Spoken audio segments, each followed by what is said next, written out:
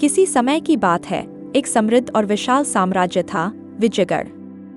यह राज्य अपनी शक्ति, वैभव और न्यायप्रियता के लिए प्रसिद्ध था। इसके महाराज शिवसेन एक पराक्रमी शासक थे जो अपनी प्रजा का अत्यधिक ध्यान रखते थे। उनके पास धन, वैभव और सुख सुविधाओं की कोई कमी नहीं थी, परंतु उनके जीवन का सबसे बहुमूल्य रत्न उनकी पुत्री राजकुमारी निरंजना थी। अहंकार का बीज राजकुमारी निरंजना अपनी अद्वितीय सुंदरता, बुद्धिमत्ता और साहस के लिए पूरे राज्य में जानी जाती थी। उसकी शिक्षा दीक्षा सर्वश्रेष्ठ आचार्यों द्वारा हुई थी और वह शस्त्र विद्या में भी निपुण थी। परंतु उसमें एक दोष था जो धीरे धीरे उसके व्यक्तित्व को प्रभावित कर रहा था, उसका अहंकार।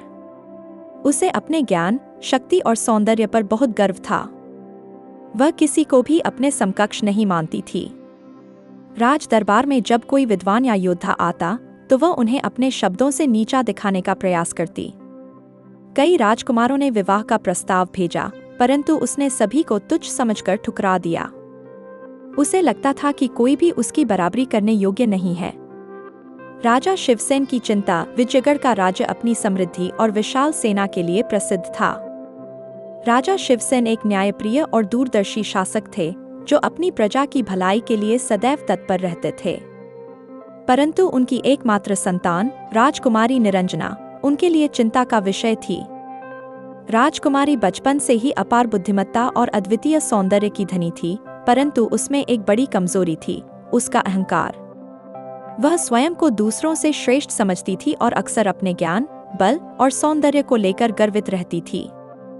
अनेक योग्य राजकुमारों और योद्धाओं ने उसका हाथ मांगने का प्रयास किया, परंतु वह किसी को भी अपने योग्य नहीं मानती थी।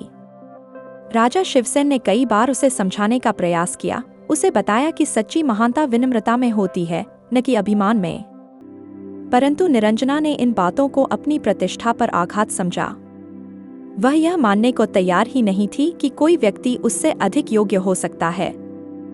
जब भी उसके विवाह की बात उठती, वह उसे उपहास में उड़ा देती। राजा को भय था कि यदि निरंजना का यह स्वभाव बना रहा तो एक दिन उसे कोई सच्चा और योग्य व्यक्ति मिलना कठिन हो जाएगा। परंतु वे विवश थे, क्योंकि अपनी पुत्री पर जबरन कोई निर्णय थोपना वे उचित नहीं समझते थे। एक दिन जब विजयगढ़ का राज दरबार अपने सामान्य कार्यों में व्यस्त था, तभी दरबार के द्वार पर एक युवक उपस्थित हुआ। वह न तो किसी राज्य का राजकुमार था, न ही कोई प्रसिद्ध योद्धा। वह साधारण वस्त्रों में था, परंतु उसकी आंखों में गहरी चमक थी और उसके चेहरे पर अद्भुत तेजस्विता झलक रही थी। वह आत्मविश्वास से भरा हुआ सीधे महाराज शिवसेन के सामने आया और हाथ जोड़कर प्रणाम किया। दरबार के सभी लोग उसे जिज्ञासु दृष्टि से देखने लगे। राजा शिवसेन ने उसे ध्यानपूर्वक देखा और शांत स्वर में पूछा, तुम कौन हो और किस उद्देश्य से हमारे दरबार में आए हो? युवक ने विनम्रता से उत्तर दिया, महाराज, मेरा नाम अर्जुन है। मैं अयोध्यापुर का निवासी हूँ। मैं कोई राजा नहीं हूँ, न ही किसी राजवंश से संबंध रखता हूँ, परंतु मैं यहाँ आपकी राजकुमारी का वरण करने की इच्छा से आया हूँ। राजा और दरबार में बैठे सभी लोग यह सुनकर चौंक गए। एक साधारण युवक इतना साहस कैसे कर सकता है कि वह प्रत्यक्ष रूप से राजकुमारी के साथ विवाह की इच्छा प्रकट करे? राजकुमारी निरंजना, जो अपने सिंहासन पर बैठी यह सब देख और सुन रही थी, जोर से हंस पड़ी। उसकी हंसी में उपहास और अविश्वास था। क्या तुम सच में यह सोचते हो कि एक साधारण व्यक्ति मुझसे विवाह के योग्य हो सकता है? उसने व्यंग्य भरे स्वर में कहा। दरबार में भी धीमी धीमी हंसी गूंजने लगी। कुछ दरबारी इस अभूतपूर्व दृश्य का आनंद ले रहे थे, तो कुछ अर्जुन के साहस से प्रभावित थे। लेकिन अर्जुन पर इसका कोई प्रभाव नहीं पड़ा। उसने पूरी शांति और आत्मविश्वास के साथ उत्तर दिया, राजकुमारी, किसी व्यक्ति की योग्यता उसके जन्म से नहीं, बल्कि उसके गुणों से आकी जाती है। यदि आप सोचती हैं कि मैं योग्य नहीं हूं, तो आप मुझे परख सकती हैं।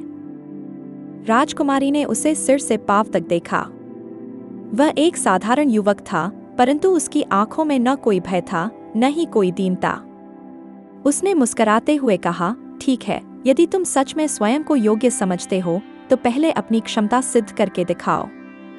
अर्जुन ने मुस्कुराकर सिर झुकाया और दृढ़ स्वर में कहा, आप जो चाहे परीक्षा ले सकती हैं। मैं हर चुनौती के लिए तैयार हूँ।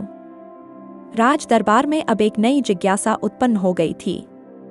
क्या यह साधारण युवक वास्तव में राजकुमारी की परीक्षाओं में सफल हो पाएगा, या वह भी अन्य राजकुमारों और योद्धाओं की तरह असफल हो जाएगा? राजा शिवसेन ने यह सब देख सुनकर गहरी सांस ली।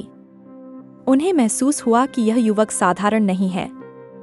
शायद यही वह क्षण था जब उनकी पुत्री को अपने अभिमान से ऊपर उठकर सच्ची योग्यता को परखने का अवसर मिलेगा। अब यह देखने का समय था कि अर्जुन अपनी परीक्षा में सफल होता है या नहीं। 3 परीक्षाएं। राजकुमारी निरंजना अपनी बुद्धिमत्ता और न्यायप्रियता के लिए प्रसिद्ध थी।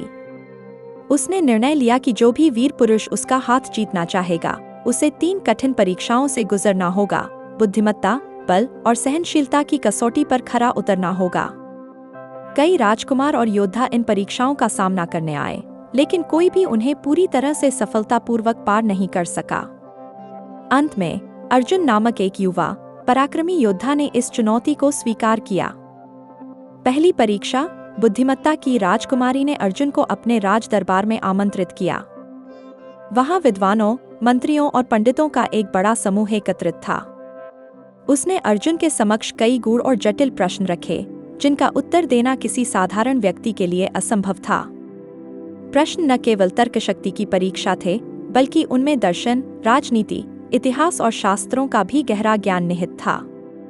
यदि 2 राजाओं के बीच युद्ध छिड़ जाए और कोई तीसरा पक्ष दोनों से मित्रता रखता हो, तो उसे क्या करना चाहिए? राजकुमारी ने पूछा।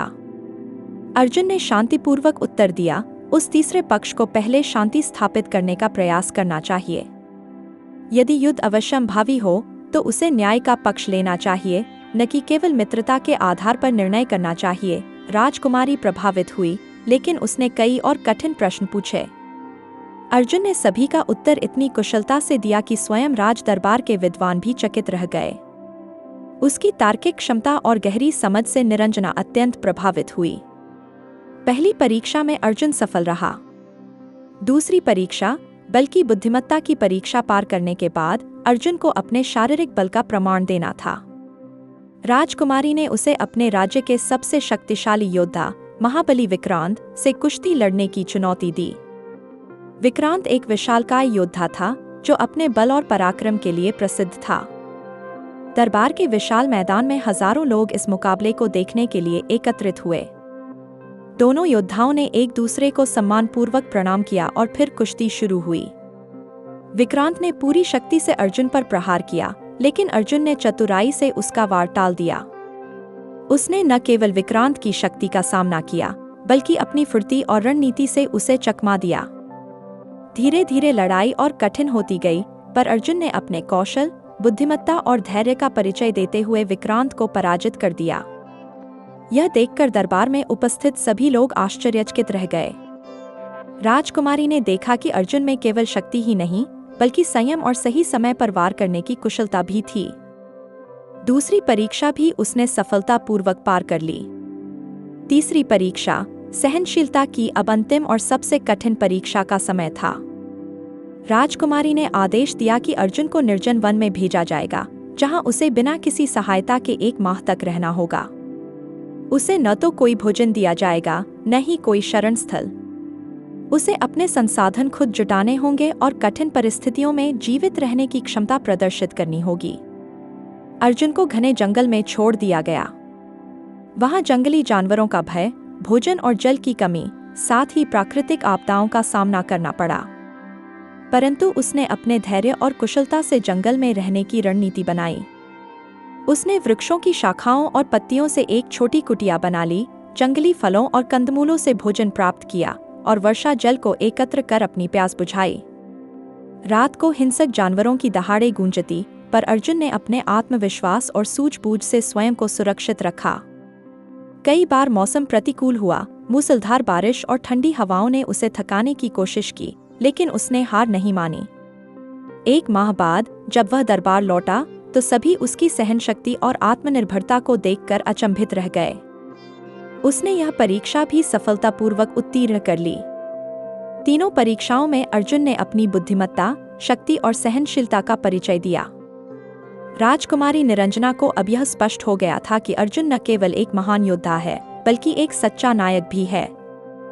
उसने प्रसन्न होकर घोषणा की कि अर्जुन ने उसकी सभी परीक्षाओं को उत्तीर्ण कर लिया है और अब वह उसे अपना वर स्वीकार करती है। राज्य में आनंद और उल्लास का वातावरण छा गया। अर्जुन और निरंजना का विवाह धूमधाम से संपन्न हुआ और दोनों ने मिलकर अपने राज्य को समृद्धि और न्याय के मार्ग पर आगे बढ़ाया। राजमहल के विशाल दरबार में सैकड़ों दरबारी, विद्वान और योद्धा एकत्र थे। सभी अर्जुन की असाधारण बुद्धिमत्ता, अद्वितीय पराक्रम और अडिग सहनशीलता से प्रभावित थे। वे फुसफुसा रहे थे कि ऐसा योग्य व्यक्ति कोई दूसरा नहीं हो सकता। लेकिन राजकुमारी निरंजना, जो अपनी सुंदरता, शक्ति और बुद्धि के लिए जानी जाती थी, अब भी अपने निर्णय पर अडिग थी। उसकी आंखों में एक अनदेखी कठोरता थी।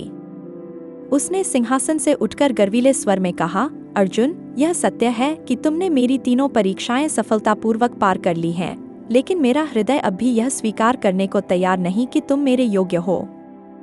दरबार में सन्नाटा छा गया। हर कोई स्तब्ध रह गया। उन्हें विश्वास नहीं हो रहा था कि इतनी कठिन परीक्षाओं को पार करने के बावजूद राजकुमारी अब भी असंतुष्ट थी। अर्जुन के मुखमंडल पर कोई विक्षोभ नहीं था। उसने गहरी सांस ली और शांत स्वर में उत्तर दिया, राजकुमारी, मैं जानता हूं कि आपको अपने ज्ञान, सौंदर्य और शक्ति पर गर्व है। यह स्वाभाविक भी है, क्योंकि आप विलक्षण प्रतिभा की धनी हैं। लेकिन क्या आपने कभी सोचा है कि इन सब गुणों से भी अधिक महत्वपूर्ण एक गुण है, विनम्रता? उसकी बातें सुनकर दरबारियों के बीच कानाफूसी होने लगी। अर्जुन ने आगे कहा, ज्ञान तभी सार्थक होता है जब वह दूसरों के कल्याण में लगे, सौंदर्य तभी आकर्षक होता है जब उसमें अहंकार की छाया न हो, और शक्ति तभी पूजनीय होती है जब वह अभिमान का नहीं, सेवा का आधार बने। राजकुमारी निरंजना का चेहरा कठोर बना रहा, लेकिन उसकी आंखों में असमंजस झलकने लगा। अर्जुन ने अपनी बात पूरी करते हुए कहा, मैं आपको नहीं, बल्कि आपके अहंकार को जीतना चाहता था। लेकिन अब मुझे एहसास हुआ कि यह असंभव है। अहंकार केवल स्वयं के भीतर से नष्ट हो सकता है, उसे कोई बाहरी शक्ति नहीं मिटा सकती। इसलिए मैं स्वयं ही इस प्रस्ताव को अस्वीकार करता हूँ। इतना कहकर अर्जुन ने अपना सिर ऊंचा रखा, दरबार की ओर एक अंतिम दृष्टि डाली और बिना कोई और शब्द कहे वहां से चला गया। उसकी चाल में न तो पराजय की निराशा थी, न ही क्रोध, बल्कि उसमें आत्मसम्मान की दृढ़ता और आत्मज्ञान की गहरी शांति थी। अभिमान का पतन। राजकुमारी निरंजना पहली बार अपने जीवन में असहाय महसूस कर रही थी। उसके हृदय में एक विचित्र हलचल होने लगी। वह, जो अपने सौंदर्य, बुद्धि और शक्ति को सबसे ऊपर मानती थी, आज पहली बार अपने ही निर्णय पर प्रश्न चिन्ह लगाने लगी। वह धीरे धीरे अपने महल के कक्ष में चली गई। उसने अपने सामने लगे विशाल दर्पण में स्वयं को देखा। वही चमकता हुआ मुकुट, वही आकर्षक रूप, वही तेजस्वी आंखें, लेकिन आज उसमें उसे कुछ अलग दिखाई दिया। उसने अपनी आंखों की गहराई में झांका और वहां एक छाया देखी, अहंकार की छाया। क्या सच में मैं इतनी योग्य हूँ जितना मैं स्वयं को समझती आई हूँ? उसने स्वयं से पूछा। अर्जुन के शब्द उसके मन में बार बार गूंजने लगे। ज्ञान, सौंदर्य और शक्ति तब तक अधूरे हैं जब तक उनमें विनम्रता और सहृदयता न हो। वह धीरे धीरे अपनी भूल को समझने लगी। उसे अब यह स्पष्ट हो गया था कि अर्जुन केवल एक योद्धा नहीं था, वह एक सच्चा ज्ञानी भी था, जिसने उसे जीवन का सबसे बड़ा पाठ पढ़ाया था। आज तक निरंजना ने अनगिनत वीरों को पराजित होते देखा था, लेकिन आज पहली बार उसने स्वयं को पराजित अनुभव किया। यह पराजय किसी बाहरी व्यक्ति से नहीं थी, बल्कि उसके अपने अहंकार से थी। उसने अपनी आंखों में उमड़ते आंसुओं को नहीं रोका। उन आंसुओं में पश्चाताप था, आत्मचिंतन था, और सबसे बढ़कर एक नए परिवर्तन का संकल्प था। मैंने अर्जुन को खो दिया, लेकिन मैं स्वयं को नहीं खोऊंगी, उसने धीरे से कहा। राजकुमारी निरंजना के जीवन में यह दिन एक नया मोड़ लेकर आया। उसने अपने भीतर झांककर देखा और पहली बार जाना कि सच्ची महानता केवल बाहरी उपलब्धियों में नहीं, बल्कि विनम्रता और सहृदयता में होती है। स्वयं का रूपांतरण। इसके बाद निरंजना ने स्वयं को बदलने का निश्चय किया। उसने लोगों से प्रेमपूर्वक व्यवहार करना शुरू किया, अपने ज्ञान को और अधिक विनम्रता के साथ साझा किया और हर किसी का सम्मान करना सीखा। धीरे धीरे वह विजयगढ़ की सबसे प्रिय और सम्मानीय राजकुमारी बन गई। समय बीतता गया, लेकिन अर्जुन की बातें उसके मन में हमेशा जीवित रहीं। वह समझ चुकी थी कि सच्ची महानता केवल बाहरी गुणों में नहीं, बल्कि एक सरल और विनम्र हृदय में होती है। सीख: अहंकार चाहे कितना भी बड़ा क्यों न हो, अंततः विनम्रता और सच्चे ज्ञान के आगे झुक ही जाता है।